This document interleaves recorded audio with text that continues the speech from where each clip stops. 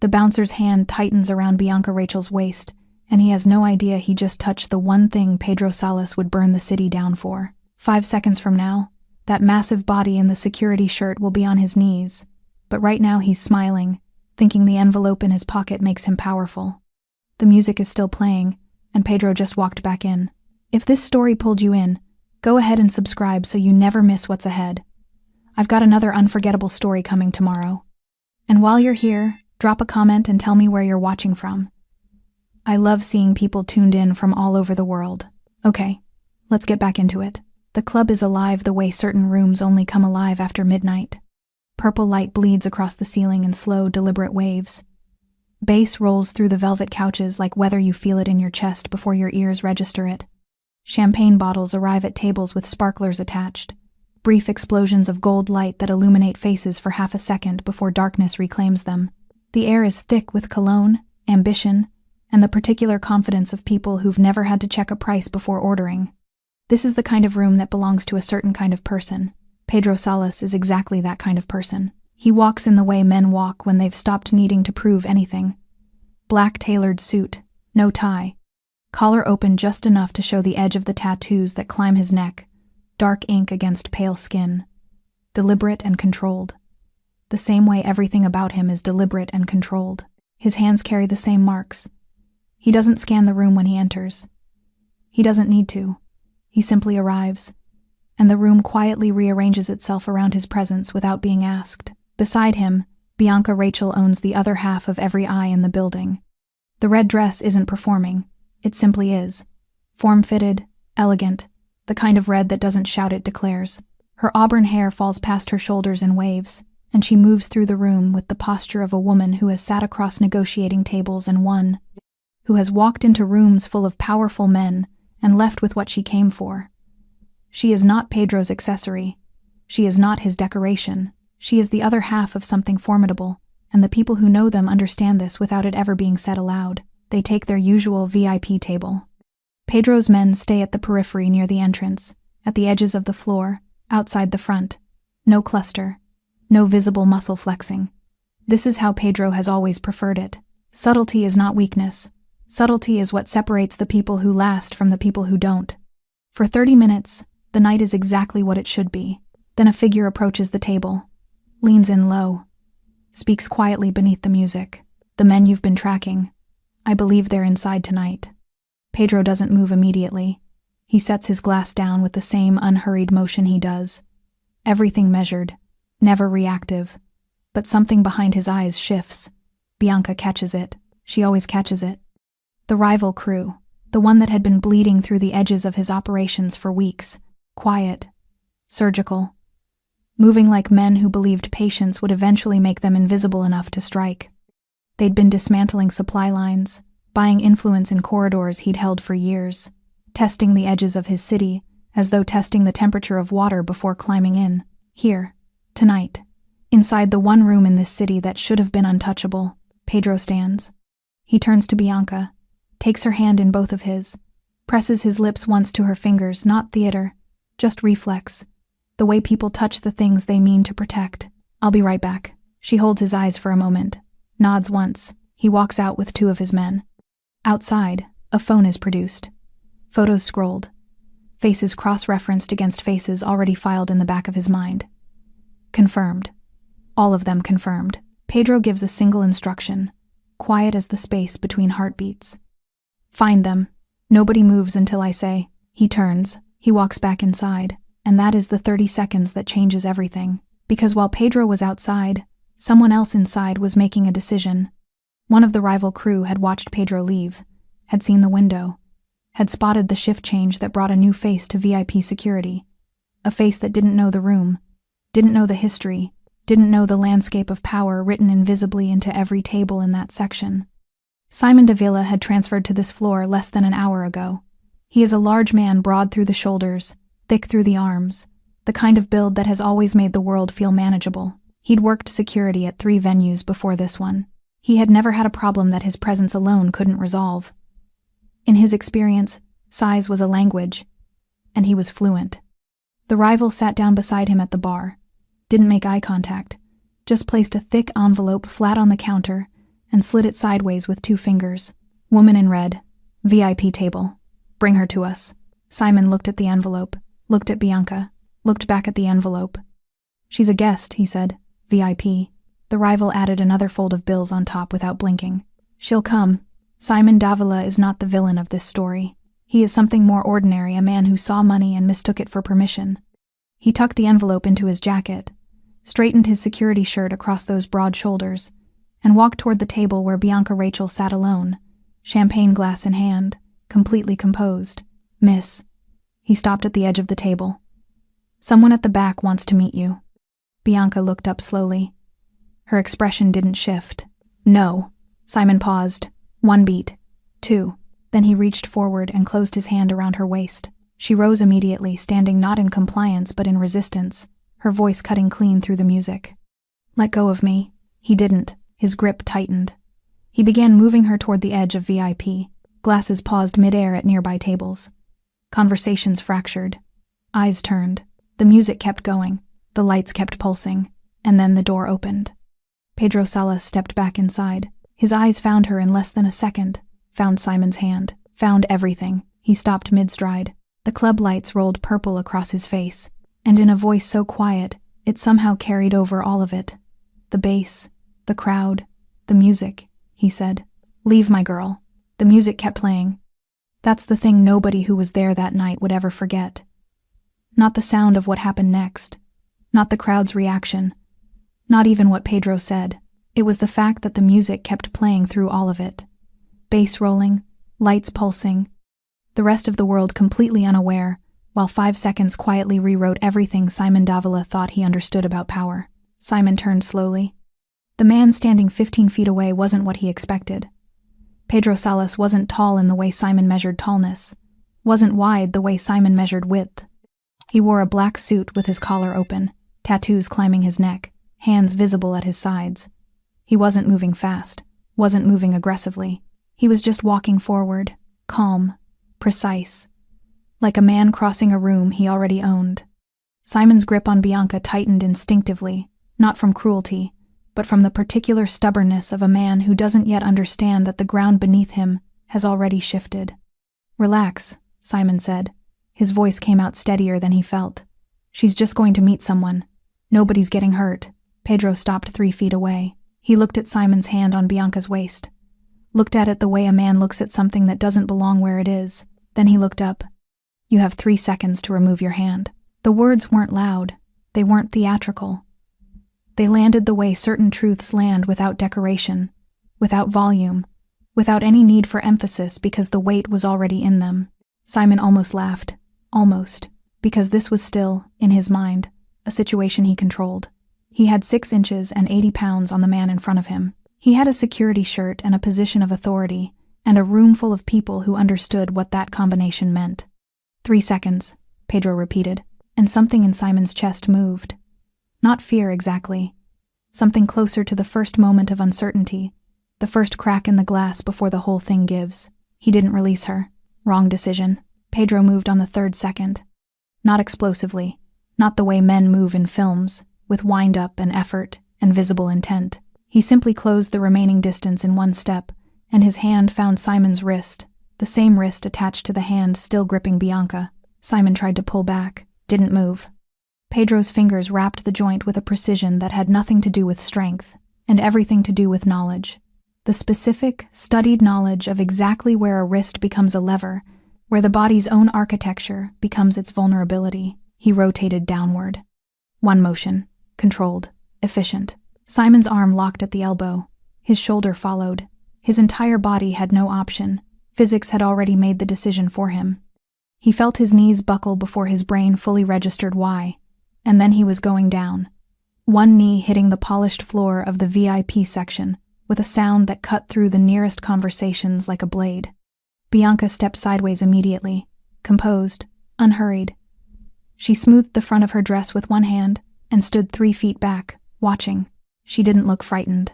She looked like a woman who had just watched the correct thing happen. Simon tried to push upright. Pedro applied the smallest additional pressure, a fraction of movement, barely visible, and Simon's body disagreed completely with the idea of standing. He went down harder, shoulder dropping, palm slapping the floor. Not punched, not kicked, not touched with anything resembling rage. Dismantled. Gasps moved through the VIP section in a slow wave, the sound of people recalibrating what they thought they'd just seen, because what they'd watched hadn't looked like a fight. It had looked like correction, like something being returned to its proper place. The music was still playing. Pedro crouched. Not dramatically. He lowered himself to Simon's level, the way a man crouches when he wants to be heard clearly. His forearm rested across his knee. His expression hadn't changed once, not when he'd walked across the room, not when he'd applied the lock, not now. He placed his shoe gently on Simon's wrist, not crushing, just present. Just enough to communicate that the decision about what happened next belonged entirely to one person in this exchange. And it wasn't Simon. Who sent you? Simon's jaw tightened. His breathing was ragged not from pain alone, but from the particular humiliation of a man whose entire self-image had just been restructured in front of a room full of witnesses. He was the security. He was the one people moved for. He was the one with the shirt and the title and the physical presence that had always been enough. None of it had mattered, not a single pound of it. Who sent you? Pedro asked again. Same tone, same volume, completely unhurried. Simon clenched his teeth. Pedro applied the smallest fraction of additional pressure. The sound Simon made wasn't a scream exactly. It was the involuntary release of a man whose body had overruled his pride. His free hand came up, pointed. Toward a table near the back of the room, 3 men sitting with bottle service and careful expressions, watching the way people watch things they've set in motion from a safe distance. Pedro looked up slowly. He recognized the faces. Of course he did. He stood. Released Simon's wrist completely. No ceremony, no final word of warning to the man on the floor. Simon had already received everything he needed to receive. What came next had nothing to do with him. Pedro straightened his jacket. He turned toward Bianca. For one moment, just one, something moved across his face that wasn't control or calculation or quiet authority. Something human. Something that reminded the people close enough to see it, that underneath everything this man had built, underneath every layer of discipline and restraint, there was something he genuinely could not afford to lose. He reached out and touched her face briefly with the back of his hand. She caught his fingers, held them for exactly 1 second. I'm fine, she said quietly. He nodded once, then he turned toward the table at the back, toward the men who had paid for all of this, toward the people who had just made the mistake of reminding him what happened when someone reached for what was his. He walked forward, still calm, still controlled. And somehow that the calmness, the control, the complete absence of visible fury was the most terrifying thing anyone in that room had ever witnessed. 3 hours earlier, Simon Davila had been a good man. That's the part nobody would think to mention afterward. Not the club owner who terminated him. Not the staff who watched him go down on one knee on the VIP floor. Not the people who would repeat the story for years, always starting with the bouncer who grabbed the wrong woman as though that single moment was the only thing he'd ever been. 3 hours earlier, Simon had arrived for his shift early, had straightened his security shirt in the bathroom mirror, had thought about the rent he was behind on, and the call he hadn't returned from his mother, and the quiet, grinding pressure of a life that never seemed to have quite enough room in it. He wasn't a villain. He was just a man who needed money badly enough to stop asking the right questions. The flashback arrives the way guilt always does, not all at once, but in pieces. It had started near the bar. Simon was 40 minutes into the shift change, still learning the layout of this section, still mapping faces to tables, when the man appeared beside him. Not aggressive, not obvious. Just a man in a dark jacket ordering a drink and letting his eyes move across the room with the practiced patience of someone who had done this before, who had learned that the right moment to approach someone was never the moment that looked like an approach. He had short-cropped hair and a lean, angular face with the kind of stillness that didn't come from peace. It came from discipline, from years of operating in rooms where the wrong expression at the wrong moment could cost you everything. He set his drink down and spoke without turning his head. New on this floor? Simon glanced sideways. Tonight, yeah. The man nodded slowly. Looked toward the VIP section. That woman at the corner table. Red dress. He paused. Someone important would like to meet her. You bring her over quietly. Everybody's happy. Simon said nothing immediately. The man reached into his jacket and placed a folded envelope flat on the bar between them. Didn't push it. Didn't gesture toward it. Just left it there the way people leave things they already know will be picked up. Simon looked at it. looked away. "She's a VIP guest," he said. "I know what she is." "Then you know I can't just—" A second fold of bills appeared on top of the first. The man's expression didn't change. "Bring her. She'll come." Simon stared at the bar. He thought about the rent, about the phone call he hadn't returned, about the particular exhaustion of a life that asked everything from you and handed back just enough to keep asking. He told himself it was simple. Just an introduction. Just walking someone 20 feet across a room. He told himself the woman would be fine. He told himself a lot of things in the 30 seconds before he picked up that envelope. Back on the floor of the VIP section, Simon pressed his palm flat against the cold tile and tried to breathe. His wrist throbbed.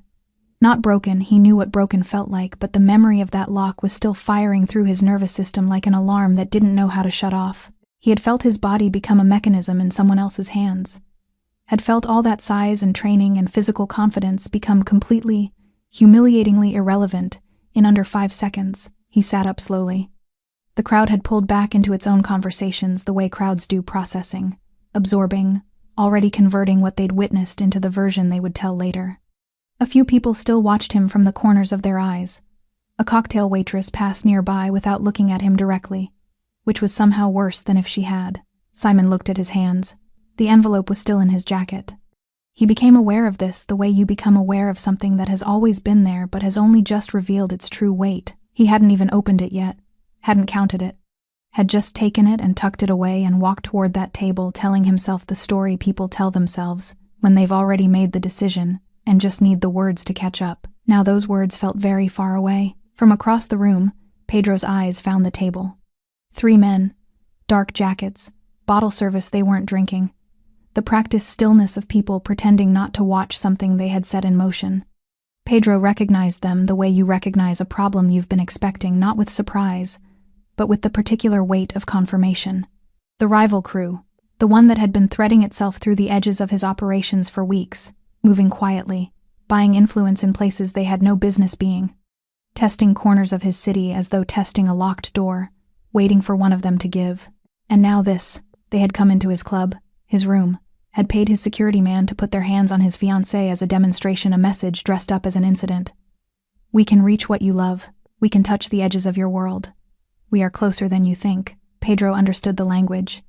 He had spoken it himself, once, a long time ago. What they hadn't accounted for, what people who studied power from the outside always failed to account for, was that a man who has held something for long enough stops being afraid of people who reach for it. He simply becomes very, very clear about what reaching costs. One of the 3 men met Pedro's eyes across the room. He looked away first. They always did. Pedro stopped at the edge of their table. He didn't signal his men yet. Didn't raise his voice. Didn't touch anything. He simply stood there, suit jacket straight, collar open, the tattoos on his hands visible against the neon light, and let the silence do what silence does when the right person is holding it. The man who had looked away looked back. Pedro studied each face slowly, deliberately. The way a man reads a contract he already knows contains something wrong and is simply deciding where. Then he pulled out a chair and sat down. "You should have ordered something worth drinking," he said quietly, "if you were going to go to all this trouble." Nobody at the table spoke. Good. That meant they already understood what kind of conversation this was going to be. Nobody at the table moved. That was the first thing Pedro noted, the particular stillness of 3 men who had spent the last 60 seconds quietly reassessing every decision that had led them to this chair, this table, this moment. The kind of stillness that wasn't confidence, that wasn't composure. It was the stillness of people who had just realized the room they thought they were controlling had been someone else's room the entire time. Pedro leaned back in the chair, unhurried. He rested one tattooed hand flat on the table between them, not threatening, just present, and let his eyes move across each face with the same measured patience he brought to everything. The man directly across from him was the one who'd spoken to Simon at the bar. Pedro could tell by the way he held himself the slight forward lean of someone accustomed to initiating, the practiced stillness that wasn't quite practiced enough to hide the tension underneath it now. To his left, a younger man, thinner, eyes that kept moving toward the exit, and then forcing themselves back. To his right, the oldest of the 3, heavy through the jaw, gray at the temples, the kind of face that had seen enough to know when a situation had turned irreversibly. The oldest one knew. Pedro could see it. He'd already made his calculations and arrived at the number. "You paid my security to put his hands on my fiancée," Pedro said. Not a question, Not an accusation requiring confirmation, just a fact, laid on the table beside his hand. The initiator, the lean one, opened his mouth. Pedro watched him select and discard 3 different responses in the space of 2 seconds, before settling on the one people always settle on, when they have no real ground left to stand on. It was a misunderstanding. It wasn't. 2 words. No heat. No volume. The lean man closed his mouth. Pedro's men entered from 3 points simultaneously. Not running. Not drawing attention. They simply appeared the way water finds the low points in a room, filling the exits and the edges without announcement. 2 near the corridor. 1 at the bar. 1 stationed behind the rival table with the particular relaxed posture of someone who could stand there all night if necessary. The youngest of the 3 rivals saw them first. His hand moved toward his jacket. Don't.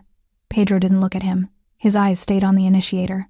Whatever you're reaching for, the math doesn't work tonight. The hand came back to the table. The oldest man exhaled slowly through his nose. He picked up his untouched glass and set it down somewhere else. A small gesture that somehow communicated complete surrender more clearly than words could have. Pedro looked at him. You understand already, Pedro said. It wasn't a compliment. It was just an observation. The old man nodded once. Then you can explain it to them later. The initiator tried one more time. Because men like him always did, men who had built their confidence on the belief that the right words at the right moment could restructure any situation. That talk was its own form of leverage. We're businessmen, he said. His voice had found something closer to steadiness. Same as you. We're not here for conflict. We're here because there's space in this city that isn't being used properly. That's all this ever was.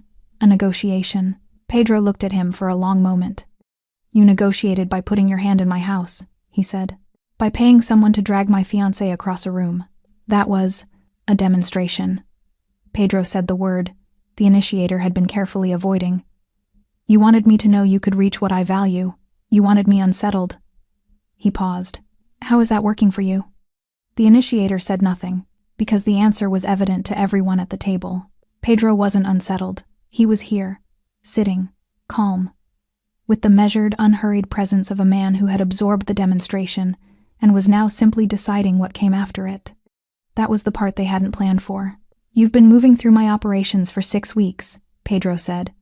His voice dropped lower, and somehow that made every word land harder. Supply lines in the Eastern Quarter. The Fiancée contract. The Medina arrangement. You thought I didn't see it because I didn't respond to it. He let that sit. I was letting you move, he said. I was watching where you went, who you spoke to, who you thought you were buying. You handed me 6 weeks of intelligence and called it strategy. The youngest man's jaw tightened. The initiator's eyes flickered just slightly. Just once, with the specific expression of a man who has just understood that the game he thought he was playing had different rules than the ones he'd been given. The oldest man stared at the table. He'd already known, or suspected, and had come tonight anyway, because when you're embedded in something this far, the moment you understood you'd lost, and the moment you could actually stop, were rarely the same moment. You don't operate in my city, Pedro said. Not the Eastern Quarter, not the Fiancée contract, not anything you've touched in the last 6 weeks. You pull back fully, and you do it quietly, and you do it quickly, and you take with you every person you've brought into this. Silence. The bass from the dance floor pulsed through the walls. And the girl? Pedro said.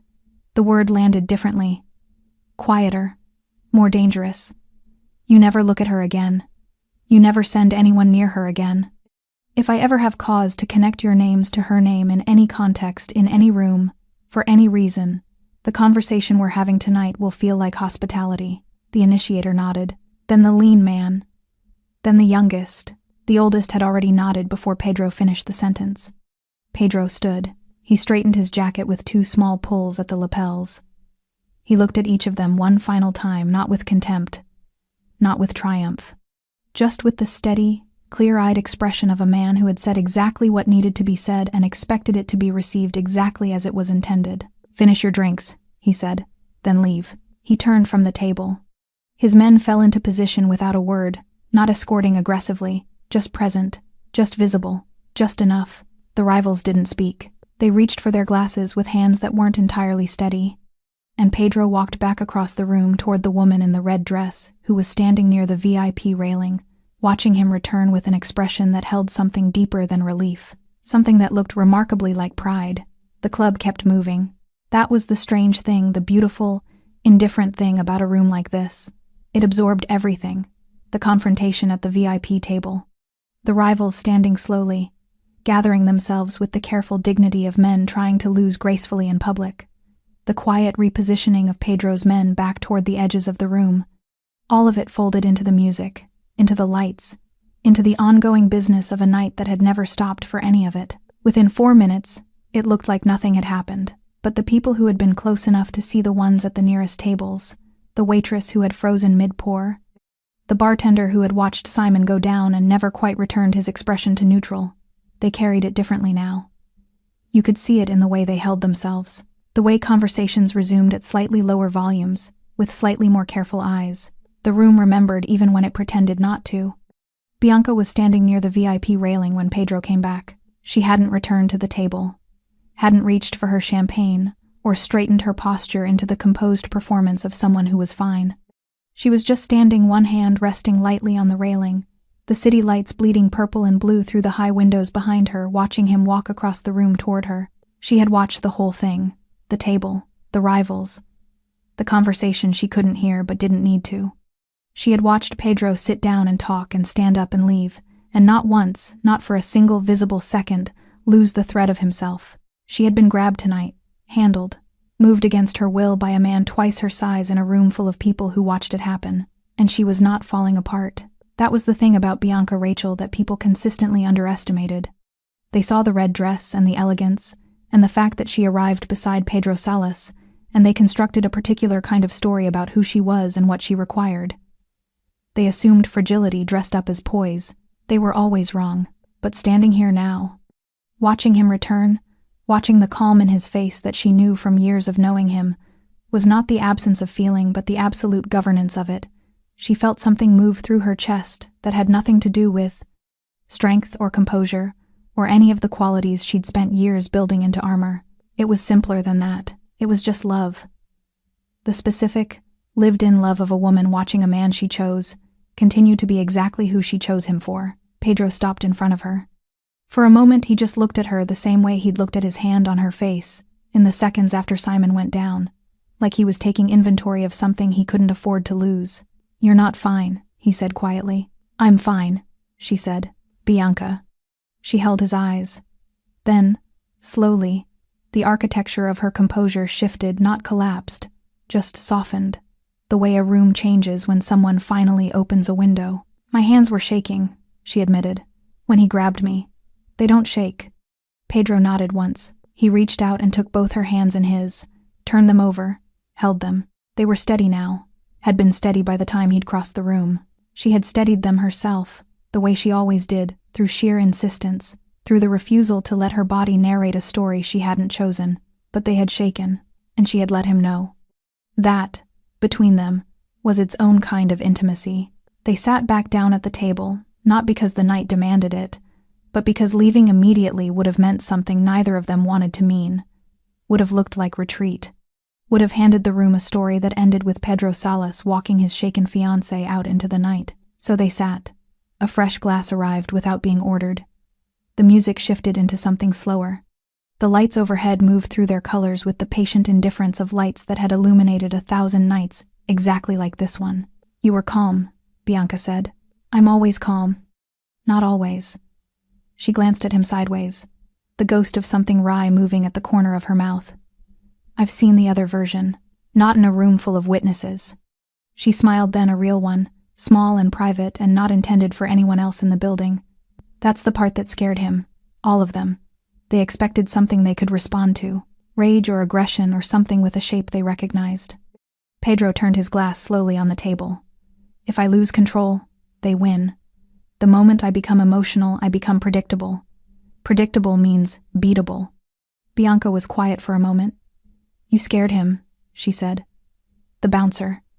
He didn't understand what happened to him." Pedro shook his head slightly. "He understood enough. He'll spend a long time understanding the rest." "Is that mercy or punishment?" He considered this with the same unhurried seriousness he brought to everything. "I think," he said finally, "it's education." 30 minutes later, the club owner appeared. A compact man in his 50s, silver-haired, wearing the expression of someone who had been briefed on the situation and had spent the intervening time constructing the most comprehensive possible apology. He arrived at the table with 2 senior staff members behind him, and the particular posture of a man who understood that what had happened tonight was connected to his name in ways he needed urgently to address. Mr. Salas, he clasped his hands. I want to personally assure you that what occurred tonight is completely unacceptable. The staff member involved will be— Sit down, Pedro said. The man sat. Your mistake isn't him, Pedro said. He made his choice. Your mistake is who you allowed to influence him. He let the words settle. Someone moved through your operation tonight and used your own security against a guest in your building. That's an access problem. That's a vetting problem. That's a problem that begins long before any envelope changes hands. The owner nodded rapidly. You're absolutely right. I'll conduct a full review. I know you will. Pedro said it without threat, just certainty, because you understand what it means that this happened here, and you understand what it would mean if it happened again. The owner left 5 minutes later, with the expression of a man who had received a lesson more valuable than any reprimand and was already thinking about how to act on it. Pedro and Bianca sat in the quiet that followed. The neon moved across her face in slow waves, purple, then blue, then the warm amber that arrived just before midnight, and stayed. Ready? He asked. She reached for his hand on the table. Almost, she said. And they stayed another 20 minutes because the night was theirs, and no one had taken that from them, and they both understood, without saying it, that leaving on their own terms was the final thing that mattered. 40 minutes after leaving the club, the 3 men sat in the back of a black sedan moving through the city with no particular destination. Nobody had suggested where to go. Nobody had spoken since the doorman held the exit open, and the night air hit their faces, and the sound of the club dissolved behind them into the ordinary noise of a city that had no idea what had just happened inside one of its rooms. The initiator, whose name was Rael, sat in the front passenger seat staring through the windshield at the street ahead.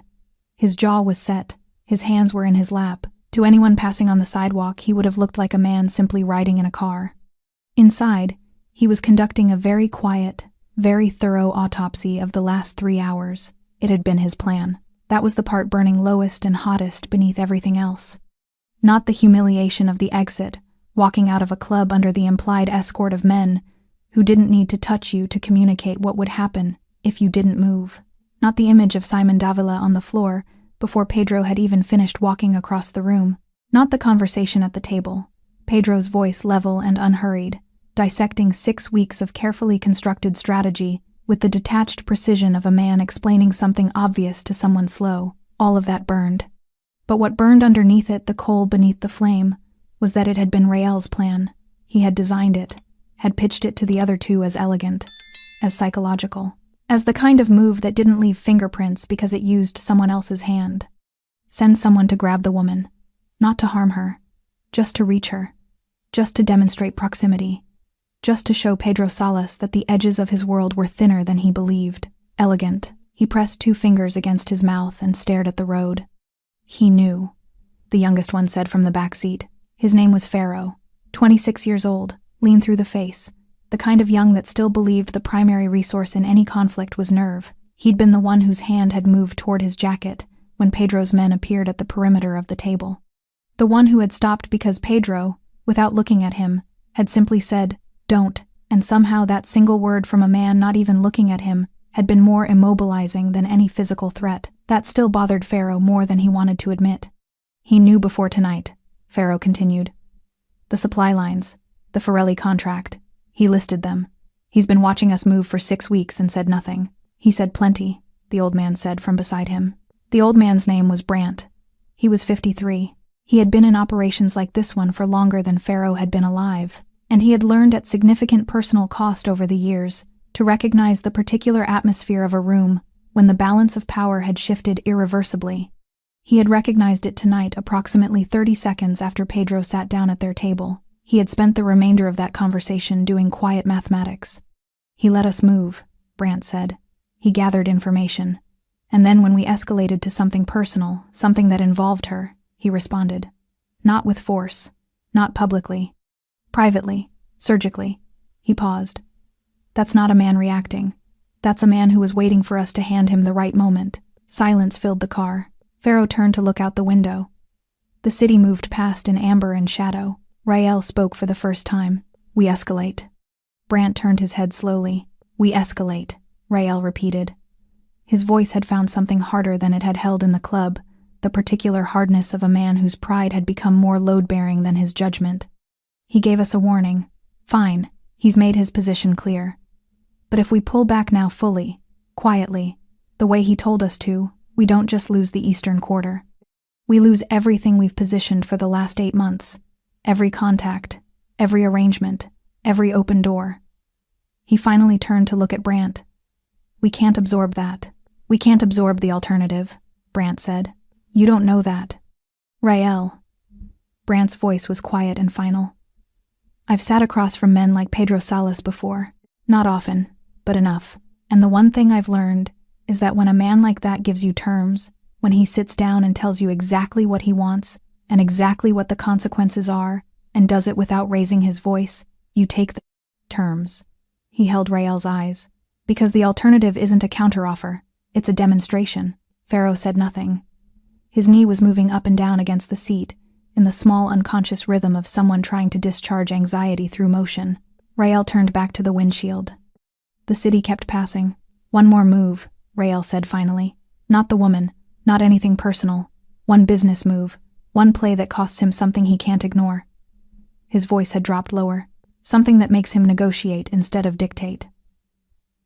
Brant looked out his own window. He had been in enough rooms, enough cars, enough late-night conversations that ended with someone saying one more move to know what those words almost always preceded. He had seen the math work out badly enough times to understand what Pharaoh was too young to know and what Rael was currently too proud to accept. But he was tired, and he had always been better at reading rooms than winning arguments, so he said nothing. Across the city, in a different kind of quiet, Simon Davila sat on the edge of his bed in a small apartment 3 floors above a laundromat and stared at the envelope he'd finally removed from his jacket. He hadn't opened it yet, hadn't counted it. He just sat with it on his knee and thought about the moment his body had stopped belonging to him. The moment all that size and training and physical certainty had become completely irrelevant inside the grip of one controlled hand. He set the envelope on the nightstand. He didn't want to touch it anymore.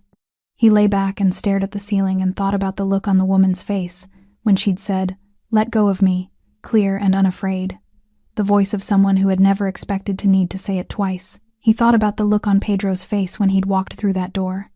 And he thought about the fact that that man, with everything he clearly was and everything he clearly commanded, had chosen a wrist lock over a war, had chosen a lesson over a punishment. Simon stared at the ceiling for a long time. Outside, the city moved on without him.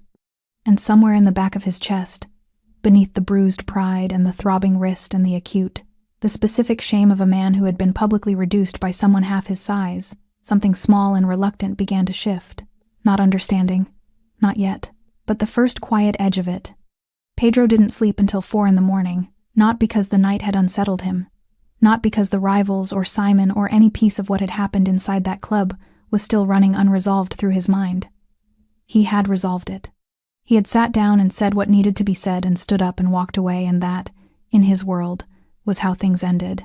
He didn't sleep because Bianca had. She'd fallen asleep somewhere around 2 still dressed. One heel dropped on the floor beside the bed, her hand open against the pillow, the way hands go when the body finally stops performing composure and just rests. He'd sat in the chair across the room and watched her breathe in the quiet dark and thought about her voice saying my hands were shaking with the particular steadiness of a woman confessing something she'd already defeated. She never said things like that. In 4 years of knowing her, of building something with her that existed in the complicated overlap between love and empire, she had never once volunteered a moment of vulnerability that she hadn't already resolved. It wasn't pretense. It was architecture. She had constructed herself with the same intentionality Pedro had constructed everything else in his life, and he respected it the way you respect something that took real work to build. But she had told him her hands shook, and that sat with him in the dark until 4 in the morning when he finally stopped sitting with it and let himself sleep. He was at his office by 9. The building was unremarkable from the outside, mid-rise, commercial, the kind of address that appeared in no interesting documents and attracted no interesting attention. Inside, on the 6th floor, it was something else entirely. the kind of space that communicated authority without announcing it. Dark wood, clean lines, a view of the city that on clear mornings showed you everything Pedro had spent 15 years assembling from the ground up. His lieutenant was already there when he arrived. Raphael was 41 years old, compact and precise, with the kind of face that gave nothing away in rooms where giving things away was expensive. He had been with Pedro for 11 years, had started as a driver, had demonstrated over time a quality Pedro valued above almost everything else in the people around him. Not loyalty. Loyalty was common. Almost everyone was loyal when things were going well. Raphael was loyal when things weren't. He had a coffee waiting on Pedro's desk, and a folder open beside it. He stood when Pedro entered, not from ceremony, but from the habit of a man who understood that attention was its own form of respect. "The rivals left the city last night," Raphael said. "Two of them, the old one and the young one. Flight out at 6 this morning." Pedro sat. "Rael?" "Still here." Raphael's expression didn't change. "Checked into a hotel on the north side. Hasn't made contact with anyone we know of." Pedro looked at the city through the window. "He's not finished." "No. He'll make one more move, something he thinks is clean enough to give him leverage." Pedro turned from the window. "Watch what he touches. Don't move until I say." Raphael nodded. He closed the folder, opened it again to a different page. The Forelli contract. They attempted to formalize their position in writing while they were still operating. The document was drafted 3 weeks ago. Does Forelli know what he signed? He knows what he was told it was. Pedro was quiet for a moment. He picked up the coffee and held it without drinking it. "Set a meeting with Forelli for tomorrow. Afternoon. Bring him the actual language. He won't take it well." "No," Pedro agreed, "but he'll understand it. And understanding it will make him considerably more useful to us than he's been operating as someone else's asset." He finally drank. "Fear fades. Remind me to tell him that." Raphael almost smiled. "Almost. I'll put it in the agenda." The morning moved through its business with the steady rhythm of a well-maintained machine. 3 calls, 2 decisions. One problem in the Western Quarter that had nothing to do with the rivals and everything to do with a man who had confused Pedro's patience for permission, a confusion Pedro corrected through Raphael in 4 sentences that would be relayed word for word because Raphael understood that the words mattered as much as the message. By 11, the industry news had reached the office the way industry news always reached it, not through formal channels but through the quiet, specific network of people who understood that information. Delivered early and accurately was its own form of currency. Simon Davila had been terminated. The club had processed the paperwork that morning. Officially, it was a conduct violation. Unofficially, everyone in every room connected to that industry already knew the fuller version. The bouncer who got bought. The bouncer who grabbed the wrong woman. The bouncer who went down in 5 seconds in his own VIP section. Raphael mentioned it without inflection. Pedro set down his coffee. Who pushed for the termination? Management initiated it. Apparently the owner had a conversation last night that clarified his priorities. Pedro nodded slowly. He thought about Simon on that floor, the size of him, the particular humiliation of a large man reduced efficiently and publicly.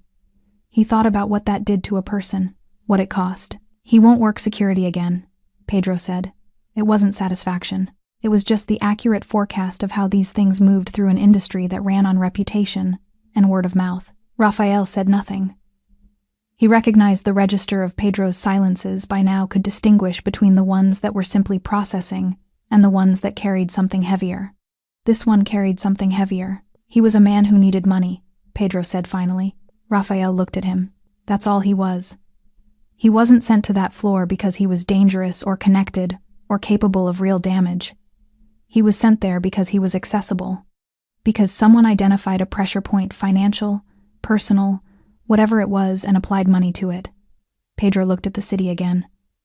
The rivals didn't use a weapon last night. They used a person. Raphael considered this. Does that change anything? It changes how I think about it. Pedro turned back to the desk. Not what happened, just what it means. He pulled the folder toward him. The real war was never in that club, he said. The club was a message. The war is in the contracts and the contacts and the 6 weeks they spent moving through things they had no right to touch. He opened the folder. That's where we finish it. Raphael sat down across from him, and they got to work.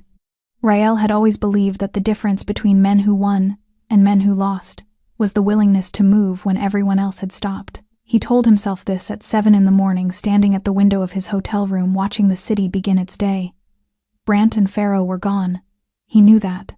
Had known it before Raphael checked the flights, before the information moved through whatever channels it moved through, and landed wherever it landed.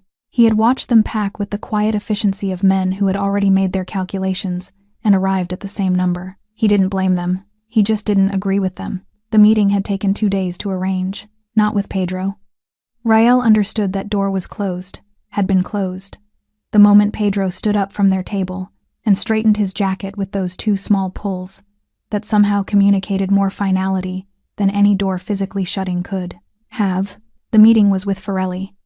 Specifically, with the document Forelli had signed 3 weeks prior, the one that formalized Rael's crew's position in a contract worth enough to restructure the balance of operations in the Eastern Quarter.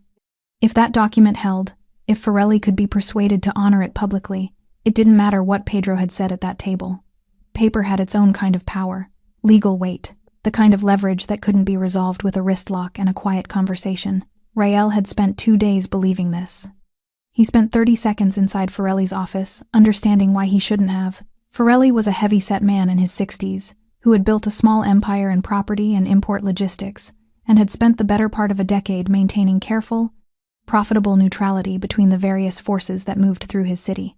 He was not a brave man. He was a precise one. He understood that his survival had always depended less on alliance than on positioning, on being useful enough to multiple parties that removing him cost more than maintaining him. He was already standing when Rael entered. The document was on the desk between them. Forelli didn't offer a seat. "I've had a conversation," Forelli said, "that clarified several things about this document that I wasn't aware of when I signed it." Rael looked at the paper, then at Forelli's face. He saw it immediately, the particular expression of a man who has been shown something that recontextualized everything and has already decided what it means for his next move. "Whatever you were told." "I was told the truth," Forelli said. His voice was steady with the steadiness of someone who had resolved this before Rael arrived and was simply now delivering the resolution. "The language in Section 4 binds me to exclusivity arrangements I wasn't informed of. The language in Section 7 creates liability exposure I'm not willing to carry." He picked up the document. "And the source of those arrangements isn't someone I'm willing to be formally connected to, given what I now know about your current operational standing." He held the document out. Rael didn't take it. "My operational standing," Rael said carefully, "is not what someone has told you it is." "Rael." Forelli set the document back on the desk. His voice dropped into something quieter and considerably more direct. "I've been in this city for 30 years. I know what Pedro Salas is. I know what he represents. And I know what it means when a man like that takes the time to sit with me personally and walk me through a document line by line." He paused. "It means the people who drafted that document are no longer a productive relationship for me." Rael stood very still. The room was quiet, the kind of quiet that isn't peaceful but final, the silence of a door that has just been closed from the other side. Pedro had gotten here first. Not just last night. Not just the club. Pedro had seen this move before Rael had made it, had walked Forelli through the contract language, had surgically removed the document's foundation before Rael even arrived to stand on it. 6 weeks of work, dissolved, not with force, not with threat, with information, delivered calmly, by a man who had been watching Rael move through his city and waiting for exactly the right moment to show each piece to exactly the right person. Rael picked up the document from the desk. He folded it once, and he walked out. Pedro was in his office when Raphael brought the confirmation. "Forelli meeting ended in 11 minutes, Raphael said. Rael left the building. Pedro didn't look up from what he was reading. "His hotel?" "Checked out." Raphael paused. "He's at the transit hub. Looks like he's leaving." Pedro turned a page. "Good." Raphael stayed in the doorway. He had been with Pedro long enough to know when the silence was a conclusion, and when it was still arriving at one. "You could have pushed harder," Raphael said. "Not a challenge. Just the observation of someone who was genuinely curious about the calculation. At the club. At any point in the last 2 days. The document alone could have been leveraged into something public. Something that cost them significantly more." Pedro looked up. "Fear fades," he said. Raphael waited. "If I'd destroyed Rael publicly, financially, reputationally?" "Completely. The next person who considered moving through my city would think about that outcome and decide whether the potential gain was worth the risk of the same. Pedro closed the folder. Some of them would decide it was worth it. Because the thing about fear is that it calculates, it compares. It finds the angle where the numbers still work. He leaned back. But if the story is that Rael came into this city, moved against my operation, made it personal, and then quietly left with nothing, no drama, no public collapse, no war, then the story is that there was nothing to get. He looked at the city through the window. That's not fear. That's futility. And futility doesn't calculate. It just stops. Raphael was quiet for a moment. Controlled consequence, he said. Always. Across the city, Rael sat in a departure terminal, with a folded document in his jacket pocket, and the particular silence of a man who had run his calculations, and finally, reluctantly, arrived at the number Brandt had reached days ago. He thought about the moment Pedro had sat down at their table, not the words. He'd replayed the words enough. He thought about the posture, the absolute absence of performance in it. The way Pedro had pulled out a chair and sat down with the casual ownership of a man taking a seat in his own home. Rael had walked into that club believing money was the most mobile form of power, that it could be moved through walls and doors and people, and used to reach anything, anywhere, given enough of it. Pedro had shown him something else. He stared at his boarding pass, and for the first time since this had started, Rael stopped thinking about the next move. There wasn't one. Not in this city. Not against that man. His flight was called. He stood, and he left quietly. Completely. In exactly the manner Pedro had specified at a table in a nightclub, while the music played and the lights pulsed, and a room full of people pretended not to witness the moment the war ended, before it ever became one. The city didn't notice him go. It rarely noticed the things that didn't happen. That was the point. Simon Davila cleaned out his locker on a Tuesday. There wasn't much in it. A change of clothes, a phone charger, a photograph he'd taped to the inside of the door when he first started his younger sister at her graduation, laughing at something outside the frame, the specific, uninhibited laugh of someone who had no idea they were being photographed. He took the photograph down carefully, folded it, put it in his jacket pocket, and walked out of the building without speaking to anyone, because there was no one left in that building who knew what to say to him, and he had no interest in making it easier for them by pretending there was. The days after the club had moved strangely, not badly, not dramatically, just with the particular altered texture of days that come after a moment that rearranged something fundamental, when the ordinary things, coffee and traffic and phone screens, all feel slightly unfamiliar, like furniture moved 2 inches from where it always was. Not enough to trip over, just enough to notice constantly. He had expected anger, had braced for it during the drive home that night, the hot, defensive anger of a man who has been publicly humiliated and needs somewhere to put it. Had expected to lie awake building the version of events where he'd been set up, where the circumstances were uniquely unfair, where any reasonable person would have made the same choice given the same envelope, and the same pressure, and the same rent sitting 3 weeks overdue. He had expected to believe that version. He hadn't. That was the thing that surprised him most. The anger came briefly, weakly, and then receded like a tide that had lost interest, leaving behind it something quieter and considerably harder to argue with. He had taken money to move a woman who didn't want to be moved. There wasn't a version of that he could construct that changed what it was. His sister called on the 3rd day. He almost didn't answer, not because he didn't want to hear her voice, but because hearing it would mean being himself, the full, unedited version, and he hadn't quite worked out how to be that yet with any comfort. He answered anyway. She didn't know about the club. He hadn't told her, and the version that had circulated through the industry hadn't reached her world, which was a different world entirely. Classrooms and lesson plans, and the specific contained dignity of a person who had built something honest with their hands and their time. She asked how he was. He said he was fine. She heard what was underneath it, sisters always did, and she didn't push. She just talked. About her students, about a parent-teacher meeting that had gone sideways in a way that made her laugh, telling it. About the small bureaucratic absurdity of a school that had lost its own photocopier key for the 3rd time. Simon sat on the edge of his bed and listened. And somewhere in the middle of her talking, somewhere between the photocopier and a story about a student who had written an essay about wanting to be a professional cloud watcher, something in his chest loosened, slightly. Not healed, not resolved, just loosened. He thought about Pedro Salas every day, not obsessively, not bitterly. With the particular, reluctant attention you give to something you don't want to learn from but can feel teaching you anyway. He thought about the wrist lock, not the physical mechanics of it, but the intention behind it, the choice behind it. A man who could have broken something, who had every justification in that moment to break something, who had chosen instead the minimum necessary force to make the maximum necessary point.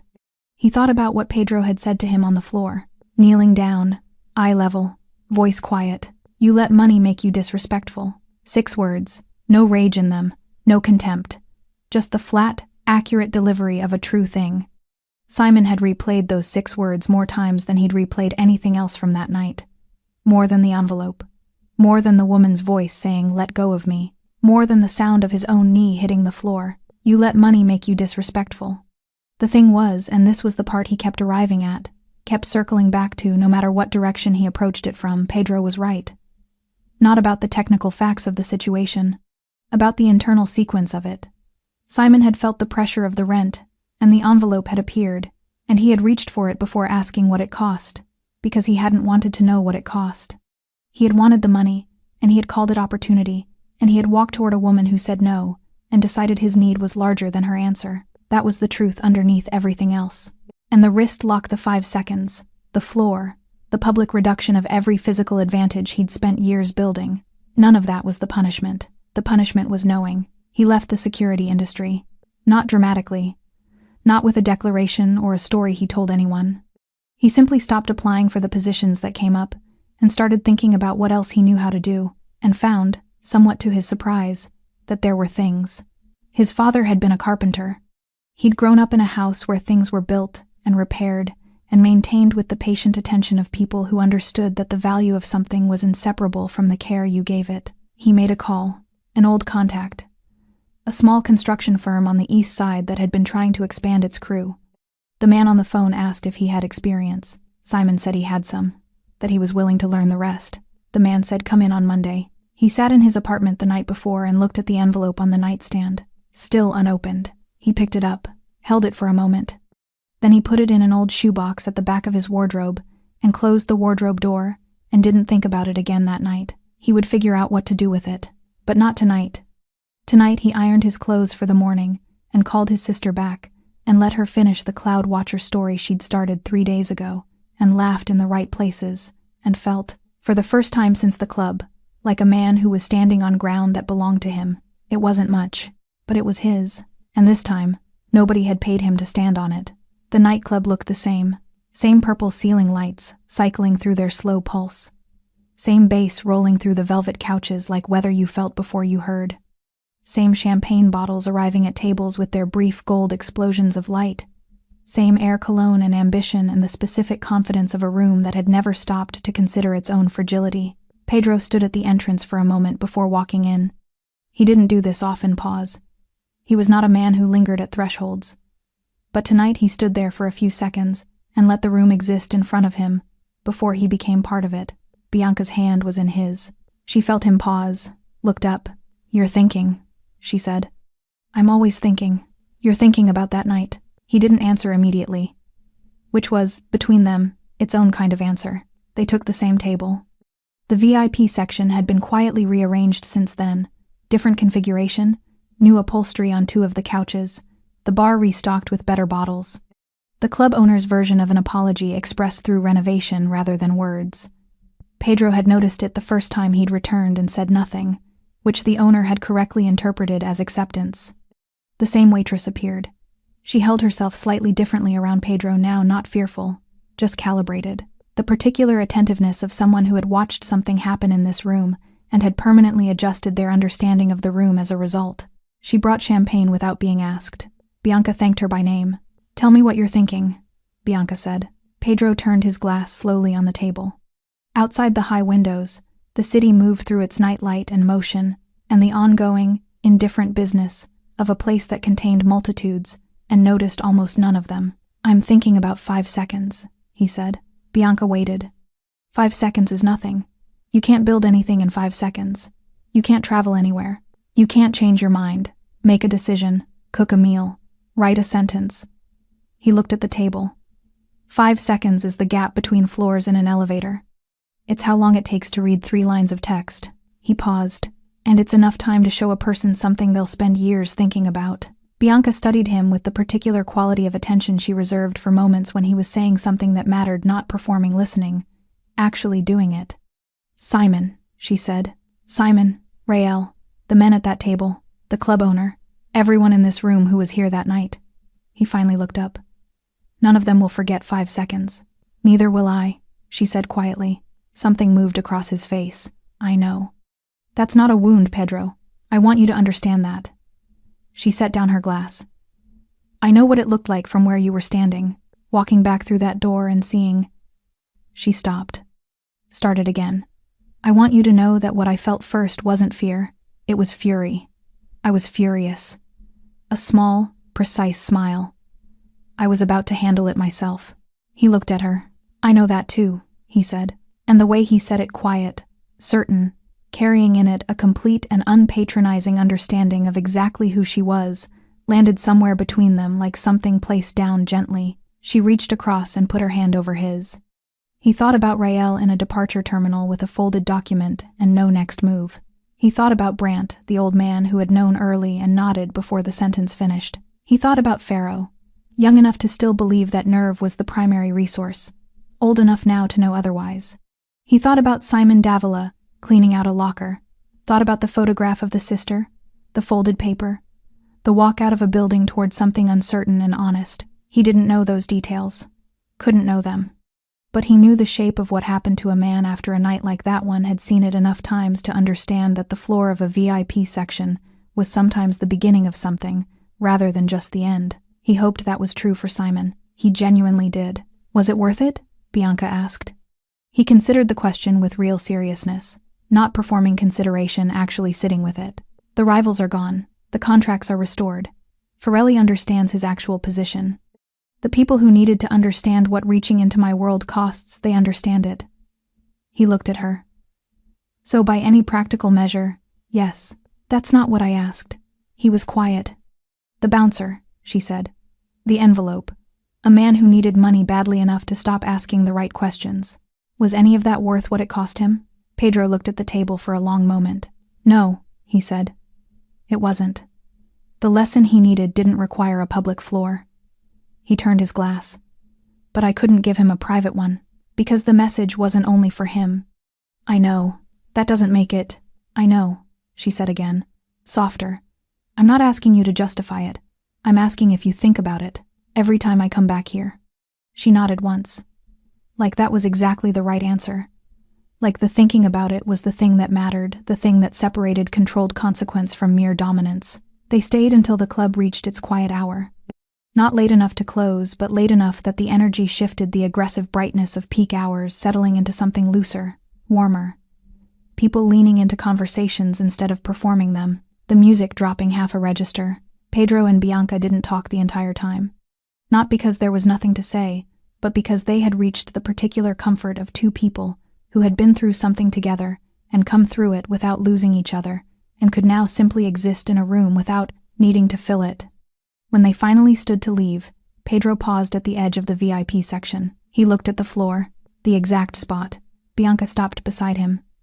She followed his eyes, looked at the same unremarkable stretch of polished floor that looked like every other stretch of polished floor in the room. 5 seconds, she said. 5 seconds, he agreed. She took his arm. They walked out together through the club past the tables and the bar, and the entrance where a new security man held the door with practiced neutrality, and out into the city air, which was cold and clean and indifferent in the way that cities are always indifferent, always moving, always generating the next moment before the last one has finished meaning anything. On the pavement outside, Bianca looked up. "Power isn't what you do to people," Pedro said. She waited. "It's what you choose not to do." She looked at him for a moment. Then she leaned her head briefly against his shoulder, a small, private gesture that belonged to no one else. They walked to the car. The city moved around them, loud and bright, and entirely unaware. And somewhere inside that building, in a room full of lights that never stopped pulsing and music that never stopped playing, 5 seconds continued their quiet work, echoing. Long after the night that made them. Thanks for sticking with this story until the very end. You're the reason these stories feel alive. If you're ready for another powerful journey, just tap the next video on your screen. And before you go, leave a quick comment and rate this story from 1 to 10. I'm excited to read your thoughts and connect with you in the comments.